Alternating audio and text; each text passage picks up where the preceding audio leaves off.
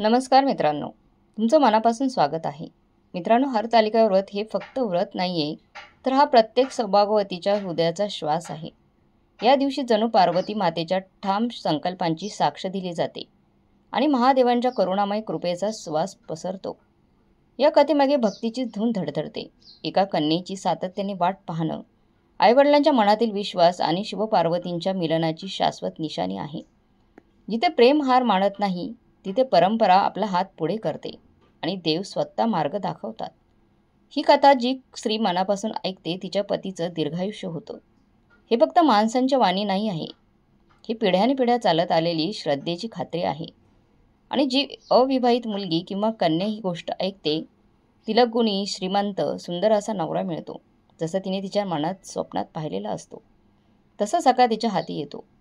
चला तर मग आपण सगळे मिळून या पवित्र वाटेवर चालूया, जिथे पार्वतीचा पहिला संकल्प पावलोपावली फुलतो आणि महादेवांच्या चरणी तिचे अश्रू मोत्यांसारखे चमकायला लागतात.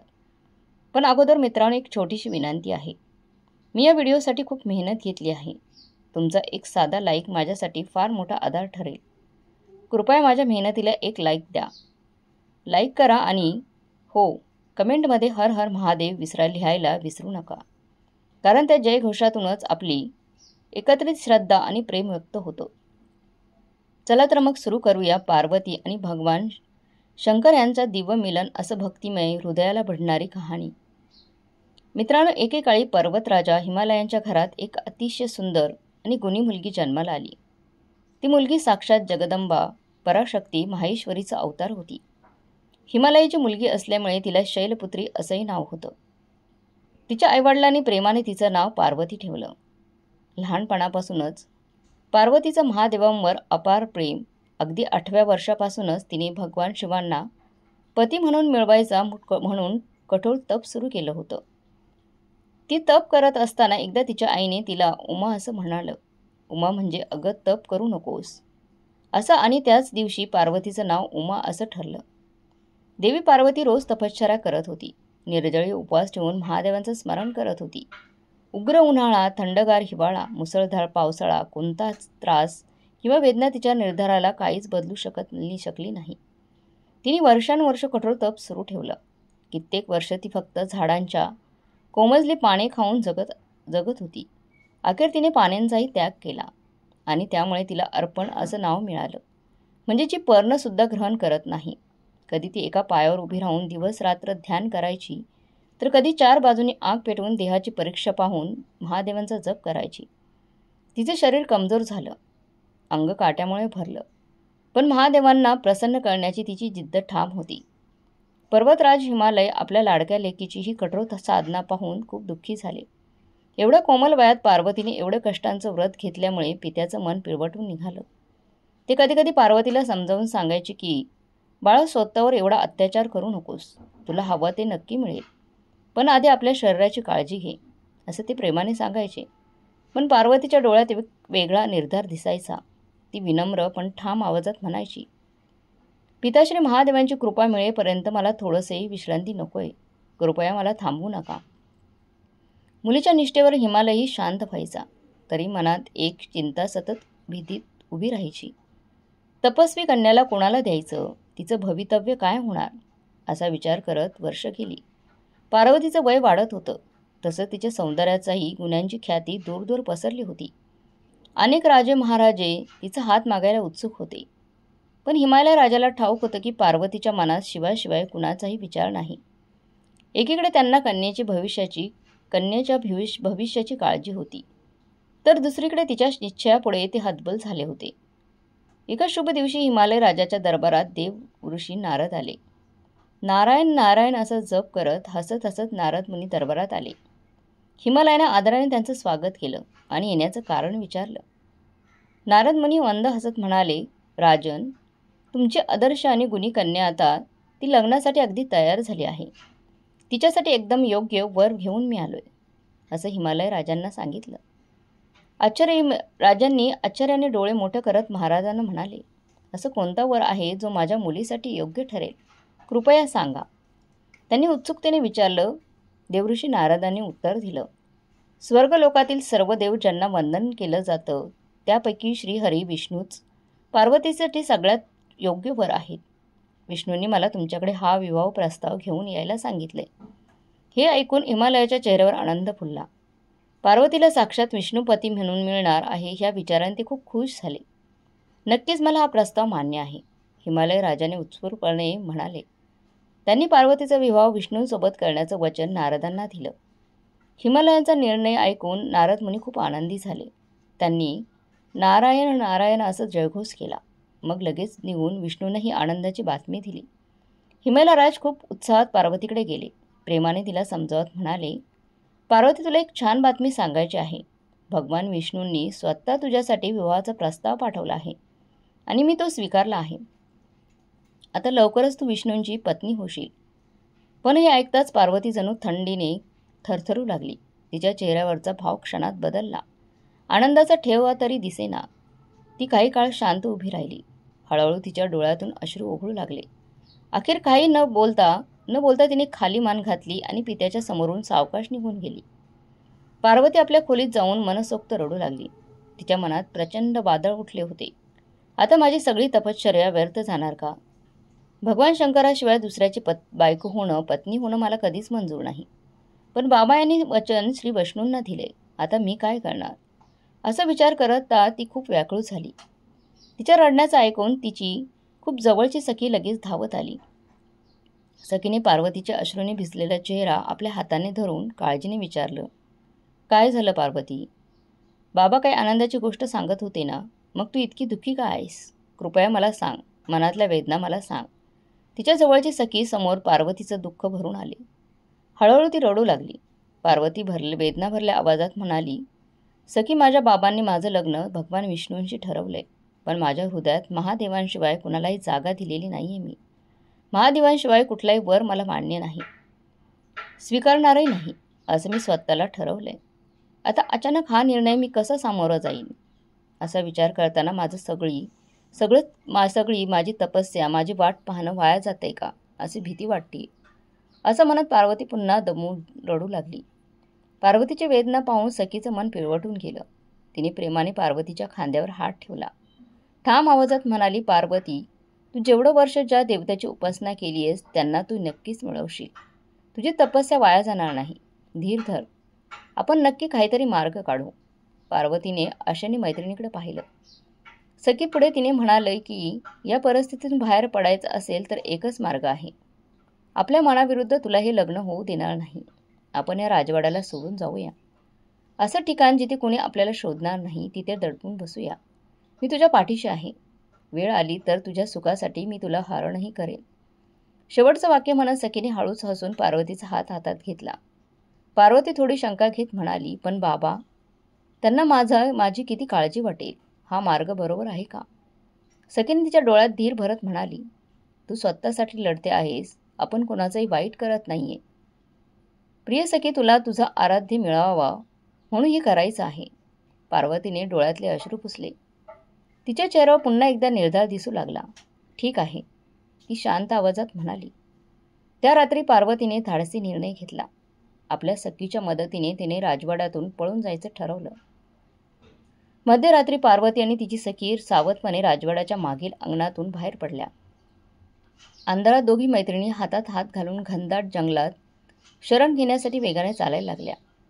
त्या चालत चालत हिमालय पर्वताच्या पायथ्याजवळच्या लेल्या जंगलात शिरताना वाटेतले काटेरी झुडपांनी त्यांचे पायाला ओरखडे आले होते. झाडांच्या फांद्यांनी चेहरा ओरखडला होता, पण दोघींनी मागे वळून पाहिलं नाही. त्यांच्या मनात फक्त एकच गोष्ट होती, पार्वतीसाठी शिवप्राप्तीचा मार्ग नक्की करायचा. जंगल अधिक दाट होत चाललं होतं, तरी त्या अजूनही खोलवर जात होत्या. रात्रीची काळोख शांतता जणू त्यांना लपवून पुढे नेत होती. एखादा प्राणी, पक्षी अधूनमधून आवाज करायचा, पण दोघींच्या मनातील श्रद्धा त्यांना हिंमत देत होती. किती वेळ गेला ते त्यांनाही कळलं नाही. अखेरीस पहाटेच्या अंधुक प्रकाशात त्यांना समोर एक निर्जन जागा दिसली. चारही बाजूनी उंच उंच झाडांची गर्दी होती आणि मध्ये एक लहानसा नाला वाहत होता. त्या नाल्याच्या काठी दगडांच्या मागे त्यांनी एकटी आणि शांत गुहा त्यांना सापडली. सखीने उत्सुकतेने सोबती पाहिलं आणि आनंदाने पार्वतीला म्हणाली, ही गुहा आपल्यासाठी भारी आहे. इथे आपण काही वेळ लपून राहू शकतो. कुणालाही आपल्यापर्यंत सहज पोहोचता येणार नाही. पार्वतीने सहमतीने मान हलवली. दोघी त्यात गुहेत शरण झाल्या. रात्रभराच्या प्रवासाने त्या खूप थकल्या होत्या.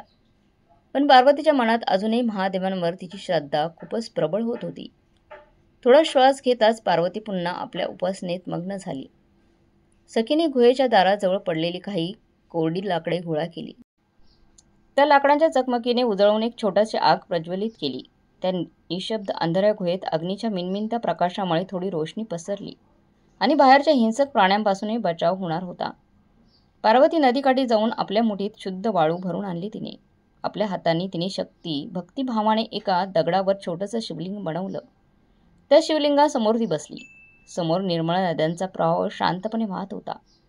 आकाशात थंडीची शीतलता पसरलेली होती. चंद्र साक्ष होता आणि जंगलातली शांत रात्र साखर झोपेसारखी वाटत होती. त्या पवित्र वातावरणात पार्वतीने ठामपणे उपवास सुरू केला. तिच्या ओठांवर ओम नमः शिवाय मंत्र सुरू झाला. मनापासून ती त्या वाळूच्या शिवलिंगाची पूजा करू लागली. तिने सोबत आणलेली फुले शिवलिंगावर ठेवून सजवली.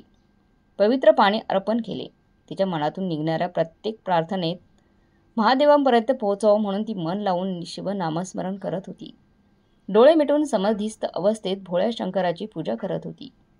हे जगतपती शंकरा, मी स्वतःला पूर्णपणे तुम्हाला समर्पित केलंय. तुमच्याशिवाय मला काहीच नकोय. माझी भक्ती स्वीकारा.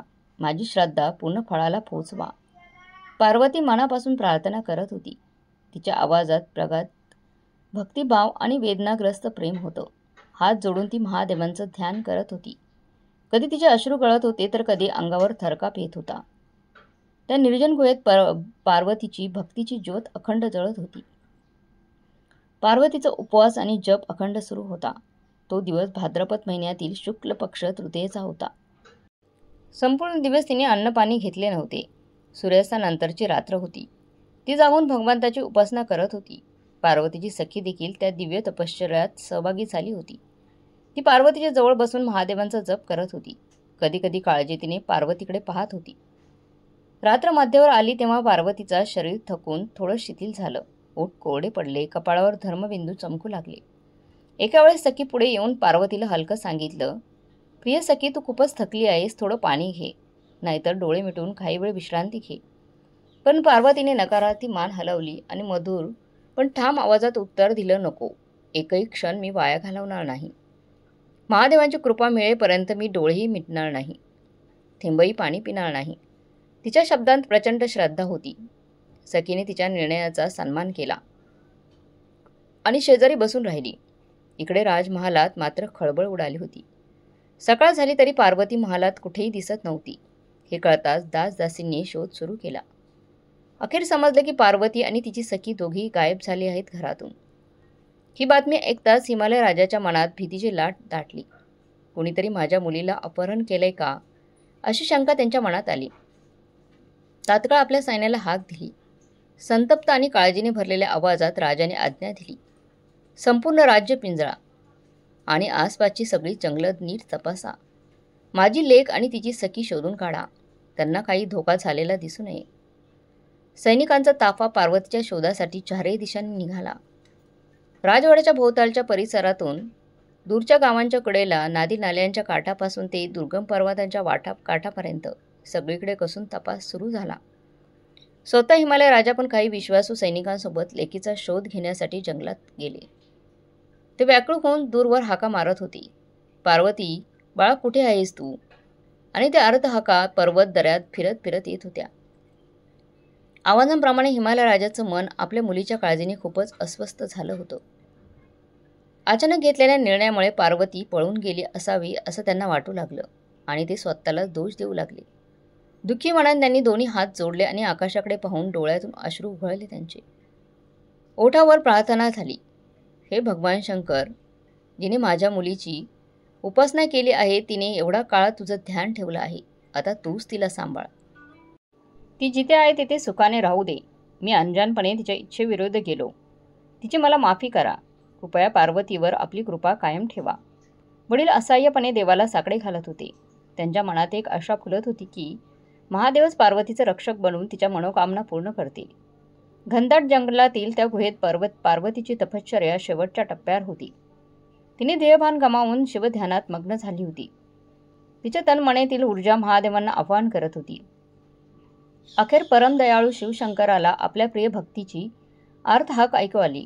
देवी तेजाचा एक प्रचंड किरण जणू आकाशातून त्या गुहेकडे झेपावला. त्या अद्भुत तेजाने संपूर्ण गुहा प्रकाशाने भरून गेली. पार्वतीने डोळे उघडले आणि आश्चर्यचकित झाली. तो काय भगवान शंकर स्वतःच तिच्यासमोर प्रकट झाले होते. शिवशंभू आपलं पूर्ण वैभवदार रूप घेऊन समोर उभे होते. डोक्यावर जटाजूट होती. गळ्यात वासुकी नागाची माळ होती. कपाळावर चंद्रकोर आणि भस्माने सजवलेलं होतं. त्यांच्या तिन्ही डोळ्यांतून प्रेम आणि करुणा झळकत होती. हातात त्रिशूल आणि डमरू धरून ते तेजाच्या रूपात पार्वतीसमोर उभे होते. महादेवांना पाहताच पार्वतीच्या डोळ्यात आनंदाश्रू आले. ती भरून आली. तात्काळ उठून उभी राहिली आणि स्वामी असं म्हणत नतमस्तक होऊन शिवांच्या चरणी कोसळली. भक्तीने गदगदलेली पार्वतीला महादेवांनी प्रेमानेच उचललं. आपल्या कर्मकमलांनी त्यांनी पार्वतीचे अश्रू पुसले. पार्वतीचा थरथरता हात हातात घेत भगवान शंकर म्हणाले, उठ माझ्या प्रिय भक्ता, तुझी अडळ भक्ती आणि कठोर तप पाहून मी खूप आनंदित झालो आहे. पार्वती महादेवांकडे भक्तीने बघत होती. तिच्या इतक्या लांबच्या त्यागाची आठवण करून देताना महादेवांचं हृदय पिघळलं. ते पुढे म्हणाले, इतक्या वर्षांच्या तुझ्या तपस्येला मी सलाम करतो. आता तुला काय हवंय? भगवान शंकरांच्या मधुर आवाजाने संपूर्ण परिसर मंगलमय झाला. महादेवांचे शब्द ऐकून पार्वतीचा आनंद अनंत झाला. ज्या इच्छेसाठी तिने आपलं आयुष्य अर्पण केलं होतं तीच इच्छा पूर्ण होण्याचा क्षण आला होता. तिने दोन्ही हात जोडले. डोळ्यात आनंदाश्रू होते. धीट पण आदराने भरलेल्या आवाजात पार्वती म्हणाली, प्रभू मला काहीही नको आहे. फक्त तुम्ही माझे पती व्हा. एवढीच माझी मनोकामना आहे. वर्षानुवर्ष तुम्हाशिवाय मी कोणाचंही पत्नी होऊ इच्छित नाही. इतकं बोलून ती लाजून गप्प झाली. तिचे डोळे खाली वाकले. भगवान शंकर प्रसन्न होऊन हसले आणि आशीर्वाद देत म्हणाले, तथास्तु उमे, तुझी इच्छा पूर्ण झाली. तुला माझ्यासारखा पती कोणी मिळणार नाही, कारण आता मीच तुला माझी पत्नी म्हणून स्वीकारतो. असं महादेवाने तिथेच पार्वतीला वचन दिलं. पत्नी म्हणून हे वरदान ऐकून पार्वतीने पुन्हा महादेवांच्या चरणी डोकं ठेवून कृतज्ञता व्यक्त केली. तिला आयुष्यातलं सगळ्यात मोठं सौभाग्य मिळालं होतं. ही थोर घटना सखी दुरून पाहत होती. महादेवांचं आगमन पाहून ती गुहेच्या एका कोपऱ्यात आश्चर्य आणि आनंदाने नतमस्तक झाली. भगवान शंकराने तिच्याकडे पाहून आशीर्वाद दिला. सखीचं मन आनंदाने भरून आलं आणि तिने मनात देवांचे आभार मानले की पार्वतीच्या भक्तीचा विजय झाला. काही काळ भगवान शिव पार्वतीशी गोडगोड बोलत होते. नंतर शिव पार्वतीला म्हणाले, उद्या सकाळी आपल्या व्रताचे पारणे सोड. मग तुझे वडील येताच त्यांना सगळा वृत्तांत सांग. मी स्वतः हिमालय राजाकडे तुझा हात मागायला येईल. पार्वतीने मान हलवत महादेवांच्या आज्ञेचे पालन करण्याचं आश्वासन दिलं. तिला आता खूप हलकं वाटू लागलं होतं. परमेश्वराचा सहवास मिळाल्यामुळे तिचं दुःख नाहीसं झालं होतं. मग भगवान शंकर एका प्रकाशाच्या कणात विलीन झाले. पार्वती काही क्षण स्तब्ध उभी राहिली. तिच्या चेहऱ्यावर अपार समाधान दिसत होतं. सखी आणि मित्रमैत्रिणी धावत आल्या आणि तिने पार्वतीला मिठी मारली. दोघांच्या आनंदाश्रूंनीच त्यांचं हास्य कल्लोळ भरून आला. पार्वतीने सखीचा हात हातात घेत हसत म्हणाली, माझ्यासाठी तू जे धाडस केलंस ते पाहिलंस ना. आता महादेवांनी मला स्वीकारलं. सखीने आनंदाने डोळ्यातले अश्रू पुसले आणि उत्तरली, हे सगळं तुझ्या भक्तीचं फळ आहे. पार्वती, मी फक्त निमित्त होते. अखेर तुझे स्वप्न पूर्ण झाले. यासाठी मी स्वतःला खूप भाग्यवान समजते. पुढच्या दिवशी सकाळीच पार्वतीने आपल्या व्रताची सांगता करण्याची तयारी केली. सखीच्या मदतीने प्रवाहात तिने स्नान केले. गुहेच्या बाहेर छोट्या जागी महादेवांची मनपूर्वक पूजा केली. उपवास पूर्ण केल्यानंतर फुलांच्या ताटव्यात दोघींनी आरती म्हणत रात्रीच्या जागरणाचा शेवट केला. पार्वतीच्या चेहऱ्यावर काहीतरी अलौकिक तेज पसरलं होतं. बऱ्याच वेळानंतर तिने थोडंसं अल्पन्न खाल्लं आणि पाणी घेतलं. तिची सखी तिच्यासोबत उपवास सोडून देवांची आठवण करत आनंद व्यक्त करत होती. इतक्यात अचानक जंगलातून दूर कोणा सैनिकांचा आवाजाचा हलका प्रतिध्वनी कानावर आला. हिमालय राजाच्या शोध मोहिमेतील काही जवान अखेर त्या भागात पोहोचले होते. त्यांना गुहेबाहेर धूर आणि काही चिन्ह असल्याचं ते जागरूक झाले होते. ते सखी तत्पर झाली. पार्वती म्हणाली, कोणीतरी आपल्याकडे येतोय. पार्वतीने दूरवर नजर फिरवली काही पाहण्यासाठी. क्षणातच सैनिकांसोबत हिमालय राजा पण दिसला. आपल्या मुलीला शोधायची तीव्र इच्छा त्याच्या डोळ्यात स्पष्ट दिसत होती. दुरूनच हिमालय राजाने पार्वतीला पाहून त्याला हाक मारली, पार्वती, माझी लाडकी लेक सुरक्षित आहेस ना? देवांचे लाख लाख आभार. पार्वतीनेही बाबा अशीच हाक मारून दोन्ही हात वर केले. वडील आणि मुलगी एकमेकांकडे धावत गेले. त्या भेटीच्या क्षणी हिमालय राजाने आपल्या कन्येला प्रेमाने मिठी मारली. दोघांच्या डोळ्यात अश्रू तरळले. थोड्या वेळाने हिमालय राजाने स्वतःला सावरलं आणि पार्वतीच्या शेजारी उभी असलेली सखीवर त्यांची नजर गेली. राजाने एका कटाक्षात ओळखलं की हीच ती सखी जी पार्वतीला पळून जाण्यास मदत केली होती. थोडे कठोर पण कृतज्ञ आवाजात म्हणाले, माझ्या मुलीला असा धोका दिला आणि तू तिला घेऊन गेलीस. राग येण्याआधीच तिच्या सुरक्षिततेबद्दल तुझे आभार मानतो.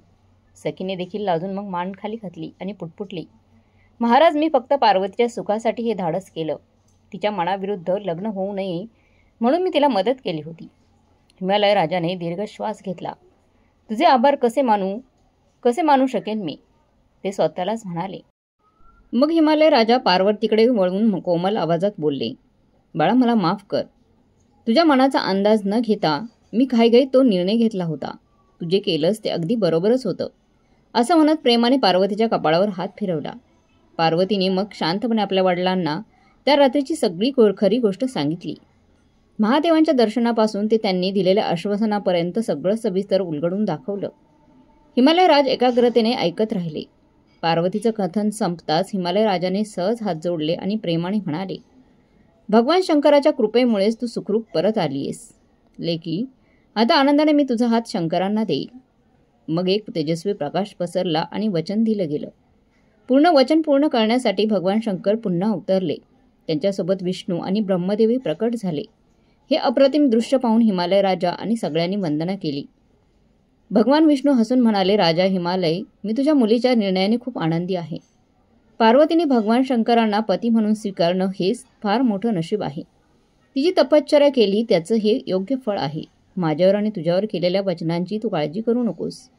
पार्वतीच्या इच्छेनुसार आणि देवांच्या कल्याणासाठी हे सगळं होत आहे. भगवान ब्रह्मदेवानी हात वर करून म्हणाले की, हे हिमालय राजा, पार्वती आणि शिव यांचा विवाह हा संपूर्ण त्रिभुवनासाठी खूप मंगलकारक आहे. तू खरंच खूप भाग्यवान आहेस की तुझी मुलगी आदिशक्तीचं रूप आहे आणि तिला स्वतः महादेव मिळत आहेत. हिमालय राजा नतमस्तक होऊन नम्रपणे म्हणाला, हे देवांनो, मला माझ्या चुकींची जाणीव झाली आहे. आज परमेश्वर स्वतः माझ्या घरी आलेत. याहून मोठं भाग्य काय असू शकतं. मी आनंदाने माझ्या मुलीचा हात महादेवांच्या हाती देतो. अशा आनंदाच्या अश्रूंनी भरलेल्या वातावरणात पार्वती आणि महादेवांचा विवाह ठरला आणि लवकरच शुभ मुहूर्तावर तो पार पडणार आहे. सोहळा खूप थाटामाटात पार पडला. ब्रह्मदेवानी लग्नाची विधी संपन्न केली. सप्तऋषींनी मंगलमंत्र म्हणत अग्नीला साक्षी ठेवून सप्तपदी चालवली. भगवान विष्णू पित्याच्या भूमिकेत कन्यादान केले. सारे देवदेवता फुलांच्या वर्षावाने या पवित्र लग्नाला साक्षी देत होते. हिमालय राजाने आपल्या कन्येला महादेवांना दिलं तेव्हा गर्वाने उंचवले होते. संपूर्ण भूस्वर्ग आनंद आणि उत्साहाने भरून गेला. पार्वती आणि शिव यांच्या पवित्र मिलनाने तिन्ही लोकांमध्ये मंगलमय आनंद पसरला. नंतर शिव पार्वती कैलास पर्वतावर सुखाने विराजमान झाले आणि हिमालय राजाच्या राज्यातही सर्वत्र आनंद साजरा झाला. ही पार्वतीच्या अपार भक्तीची गोष्ट आहे. तिच्या श्रद्धा आणि निष्ठेमुळे पार्वतीने स्वतःचं भाग्य बनवलं. महादेवांसाठी केलेल्या कठोर प्रयत्नांना शेवटी यश मिळालं आणि तिला तिचा आराध्य देव पती म्हणून मिळाला. सखीच्या मैत्री प्रेमातून पार्वतीला महादेव मिळाले. स्त्रीच्या मैत्रीची अशी अमूल्य साथ या व्रतकथेने अधोरेखित केली. म्हणून या व्रताला हरतालिका असं नाव पडलं. हरित म्हणजे हरणं, अपहरण करणं आणि आलिका म्हणजे सखी. तेव्हापासून भाद्रपद शुक्ल तृतीयेला हरतालिका सण साजरा करण्याची परंपरा आहे. आजही सगळी विवाहित आणि अविवाहित स्त्रिया, हिंदू स्त्रिया देवी पार्वतीसारखी अखंड सौभाग्य आणि पाहिजे त्या जोडीदारासाठी हे व्रत खूप श्रद्धेने पाळतात. त्या दिवशी सुवासिनी स्त्रिया लाल हिरव्या पारंपरिक कपड्यात सोलकरीन साज सजवून पार्वती महादेवांची पूजा करतात, उपवास ठेवतात, जागरण करतात आणि आनंदाने ह्या दिवशी कथा ऐकतात किंवा सांगतात. स्त्रिया एकत्र येऊन पारंपरिक गाणी आणि नृत्यही करतात, एकमेकांशी आनंद वाटतात. हा दिवस परमार्थ, प्रेम आणि निष्ठेचा सण असतो. हरतालिका व्रतकथा स्त्री शक्तीवर असलेल्या श्रद्धेचं प्रतीक म्हणून आजही आपल्याला प्रेरणा देते. तर मित्रांनो, ही कथा तुम्हाला कशी वाटली ते कमेंट बॉक्समध्ये नक्की सांगायला विसरू नका.